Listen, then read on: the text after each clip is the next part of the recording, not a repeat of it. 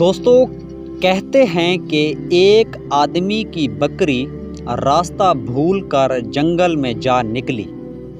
راستہ بھول جانے پہ پریشان ہوئی راستے کی تلاش نے اس کو ایک پہاڑی کی چوٹی پر پہنچا دیا۔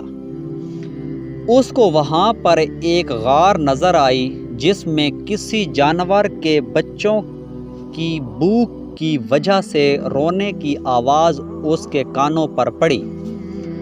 اس نے سوچا غار میں دیکھوں شاید کچھ مدد مل سکے۔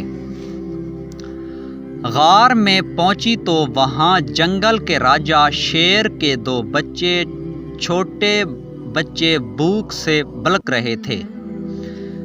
بکری کو اپنے بچے یاد آ گئے۔ اس نے سوچا اپنے بچے میرے ساتھ نہیں تو کیا ہوا، یہ بھی تو بچے ہیں۔ یہ سوچ کر اس نے دونوں بچوں کو اپنا دودھ پلانا شروع کر دیا۔ شیر کے بچوں نے جی بھر کر بکری کا دودھ پیا اور آپس میں کھیلنے لگ گئے۔ اسی لمحے غار میں شیر اور اس کی مادہ داخل ہوئیں، جنہیں دیکھ کر بکری ڈر گئی۔ شیر بکری کی طرف بڑھا کہ بکری کی اتنی جرأت کہ وہ میری غار میں آئی۔ شیر کی مادہ شیرنی نے شیر سے کہا کہ پہلے بچوں کی خبر لیں، ہمیں کافی وقت گزر گیا ہے شکار پر گئے ہوئے، بچے بھوکے ہوں گے، یہ معاملہ بعد میں نمٹا لیں گے۔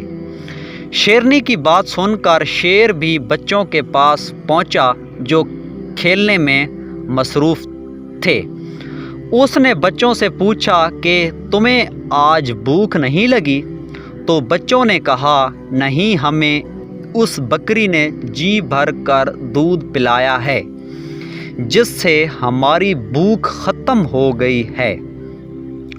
بچوں کی بات سن کر شیر کا غصہ فوراً ختم ہو گیا اور اس نے بکری کی جانب محبت بھری نظروں سے دیکھا۔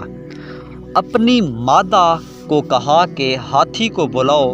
مادہ نے ہاتھی کو آواز دی جس سے ہاتھی پہنچ گیا۔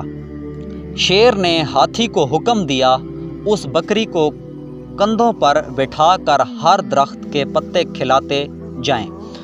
اس نے شیر کے ساتھ بھلا کیا، ہم اس کا بدلہ ضرور دیں گے۔ ہاتھی بکری کو کندھوں پر بٹھا کر درختوں کے پتے کھلانے لگ گیا۔ اسی وقت فضا میں ایک باز اڑ رہا تھا۔ اس نے جب یہ ماجرا دیکھا تو بکری کے پاس پہنچ کر تعجب سے پوچھا کہ بکری، تمہیں ہاتھی کندھوں پر کیوں بٹھا کر پتے کھلا رہا ہے؟ بکری نے باز کو سارا واقعہ بیان کیا۔ باز واقعہ سننے کے بعد پھر اڑنے لگ گیا۔ بکری اور ہاتھی کچھ دیر بعد جنگل میں آگے جا پہنچے۔ وہاں دیکھا تو باز کے پر کٹ چکے ہیں اور وہ اڑ نہیں پا رہا۔ بکری نے باز سے وجہ پوچھی تو باز نے کہا بکری صاحبہ، تمہاری بات سن کر میرے دل میں نیکی کا جذبہ پیدا ہوا۔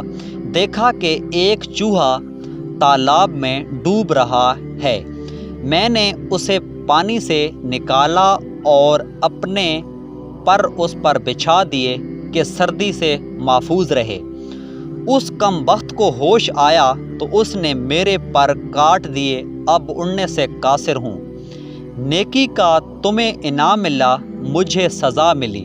باز کی بات سن کر بکری نے ٹھنڈی سانس لی اور بہت قیمتی الفاظ کہے کہ باز، میں نے نیکی جنگل کے بادشاہ سے کی اور تم نے کم ظرف چوہے سے۔ بھلا کم ظرف نیکی کی پہچان کیسے کر پائے گا؟ وہ اپنی فطرت سے مجبور جو ہوا۔ دوستو، آپ کے ساتھ ایک واقعہ شیئر کرنے کا مقصد یہ تھا کہ آج کل اس معاشرے میں کچھ انسان اس شیر کی طرح ہیں جو آپ کو کیے گئے بھلے کا صلہ دیں گے، اور کچھ لوگ اس معاشرے میں اس چوہے کی طرح ہیں، اگر آپ ان کے ساتھ بھلا کریں گے اور پھر بھی وہ آپ کو نوچ لیں گے۔ دوستو اب سلیکشن آپ کی ہے کہ آپ اپنا تعلق شیر کی طرح لوگوں کے ساتھ رکھنا چاہیں یا پھر اس چوہے کی مانند لوگوں کے ساتھ رکھنا چاہیں۔